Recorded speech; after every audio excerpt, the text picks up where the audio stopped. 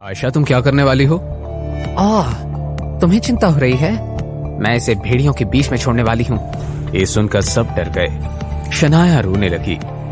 भेड़िया शब्द सुनकर सब बहुत डर गए। कहीं ना कहीं सबको लग रहा था आयशा मजाक कर रही है, पर करण और अर्पित समझ चुके थे क्या होने वाला है और उनकी आंखों में डर साफ नजर आ रहा था। कोई भी कुछ कर पाता उससे पहले ही वहां 3-4 हट्टे कट्टे आदमी शनाया को भेड़ियों की गुफा के पास ले जाने आए। शनाया के हाथ पैर बंधे हुए थे और वो रो रही थी। मेरा मुंह क्या देख रहे हो? उठाओ इसे और फेंक दो उस गुफा में। उन्होंने शनाया को उठाया और उसे गुफा की तरफ ले जाने लगे। कुछ ही दूर चलने पर एक गुफा नजर आई जहां बिल्कुल अंधेरा था और आसपास तारें लगी हुई थी। इतने में वहां तेज गुर्राने की आवाज आई। उन भेड़ियों को महसूस हो गया था कि वहां इंसान आए, इसलिए वो गुफा से बाहर और उन तारों के पीछे आ गए। लाओ इसे इधर, प्लीज छोड़ दो मुझे, जाने दो मुझे। शनाया लाचारी में रोने लगी। अब तुम्हें जाना है। जब मेरे पति के साथ फ्लर्ट कर रही थी तब क्या हो गया था? मैंने कुछ नहीं किया, तुम्हारा पति झूठ बोल रहा है, वो आया था मेरे पास। सब झूठ, तुम सच्ची। देखो ये भेड़िए कैसे तुम्हारे आने का इंतजार कर रहे हैं। ये सब देखकर जिया और ऐश्वर्या को बहुत बुरा लग रहा था। वो शनाया से जलती जरूर थी, पर इतना नहीं कि वो इसे इस हालत में देखें। मेरा मुंह क्या देख रहे हो? फेंको इसे गुफा में। ये सुनकर वो आदमी भी घबरा गए।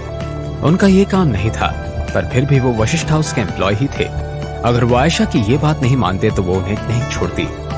वाइफी, ऐसा करना सही नहीं होगा, शनाया मर जाएगी। अर्पित को शनाया की फिक्र नहीं थी। उसे पता था कि अगर इतने लोगों के सामने शनाया मर गई तो ये बात बाहर जरूर आएगी। सही नहीं है? तुम्हें इस शनाया के लिए बुरा लग रहा है? नहीं नहीं, ऐसी बात नहीं है। अगर इतने लोगों के सामने ऐसा हुआ तो ये बात बाहर जरूर जाएगी। तुम इतने डरपोक हो, मैंने सोचा नहीं था। मुझे डर नहीं लग रहा, फिर भी तुम क्यों डर रहे हो? फेंको इसे गुफा में। मेरा भाई यहाँ एक बड़ा शेयर होल्डर है। अगर तुमने इसे नहीं फेंका तो मैं तुम सबको इस जॉब से निकाल फेंकूंगी।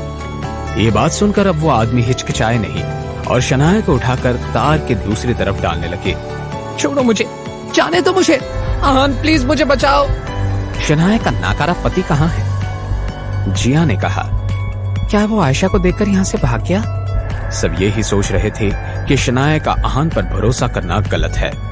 वो उसकी जान नहीं बचा सकता था। उधर आहान कॉन्फ्रेंस रूम में पहुंच चुका था। वहां कुछ शेयर होल्डर, राज और बाकी लोग और बैठे थे। आहान के कपड़े बिल्कुल सिंपल थे। उन्हें विश्वास नहीं था कि यंग मास्टर ऐसे होंगे। हालांकि उन्हें डाउट था, पर फिर भी वो खड़े होकर मुस्कुरा रहे थे। यंग मास्टर, आप आ गए? राज ने बहुत इज्जत के साथ कहा। हाँ, आहान ने जवाब दिया। आहान के मन में इस वक्त अलग तरह की बेचैनी चल रही थी। उसे ऐसा लग रहा था कि जैसे कि कहीं ना कहीं कुछ तो गलत हो रहा है। आहान के चेहरे पर यह साफ नजर आ रहा था। यंग मास्टर, क्या किसी स्टाफ ने या एम्प्लॉय ने आपसे कुछ कहा जो आपको अच्छा नहीं लगा? नहीं, किसी ने कुछ नहीं कहा। तुम बता रहे थे कि कुछ शेयर होल्डर मुझसे मिलने आने वाले हैं। जल्दी मिलवा दो, मुझे जाना है। आहान की ये बात सुनकर सबको गुस्सा आ गया। अगर यंग मास्टर इतने बिजी हैं तो हम चले जाते हैं। हमने नहीं कहा था कि हमें यंग मास्टर से मिलना है। आयुष, तुम क्या कह रहे हो? अगर यंग मास्टर ने ऐसा बोला है तो जरूर उन्हें कोई जरूरी काम ही होगा। अर्जेंट? हम यहाँ तक तो आए हैं, क्या हमसे मिलना अर्जेंट नहीं है? आहान ने आयुष को देखते हुए पूछा। तुम बहुत ज्यादा इम्पोर्टेंट हो क्या? ऐसा नहीं है कि सिर्फ मैं इम्पोर्टेंट हूँ, अब हम सभी इम्पोर्टेंट हैं। आपके पास यहाँ का सबसे ज्यादा शेयर जरूर है, पर हम भी आपसे ज्यादा पीछे नहीं हैं। इस तरह हमें अनदेखा करना और हमारी बेइज्जती करना थोड़ा ज्यादा हो गया। आयुष, क्या बोलते जा रहे हो तुम? तुम्हें खुद भी समझ आ रहा है कि तुम क्या बोल रहे हो? यंग मास्टर तो बस। पर इससे पहले राज को समझ पाता, आहान ने हाथ का इशारा करते हुए चुप होने को कहा। तुम्हें समझाने की कोई जरूरत नहीं है। हाँ, मैं कर रहा हूं तुम्हें अवॉइड और अनदेखा। अब जब यंग मास्टर हमारी इज्जत ही नहीं करते तो फिर इस मीटिंग का कोई मतलब नहीं है। राज, सबसे पहले मैं ही चला जाता हूँ। आयुष, तुम मेरी बात टाल कर जाना चाहते हो? ऐसा बिल्कुल नहीं है राज, पर यंग मास्टर हम लोगों से बात करना ही नहीं चाहते और दिल से हमें नीचा दिखा रहे हैं, तो हम क्या कर सकते हैं?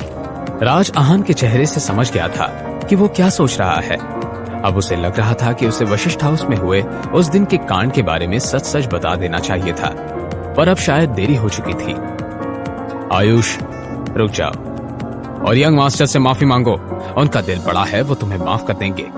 बाद में मत कहना कि मैंने तुम्हें मौका नहीं दिया था। राज, मैं तुम्हारी कदर करता हूं, पर जहां तक बात है माफी मांगने की, तो वो मैं नहीं मांगूंगा। इतने में एक सिक्योरिटी गार्ड भागते हुए कॉन्फ्रेंस रूम में आया और बोला, सर वो हंटिंग ग्राउंड में कुछ खतरनाक हुआ है। आशा मैडम, कोई लेडी और भेड़िया।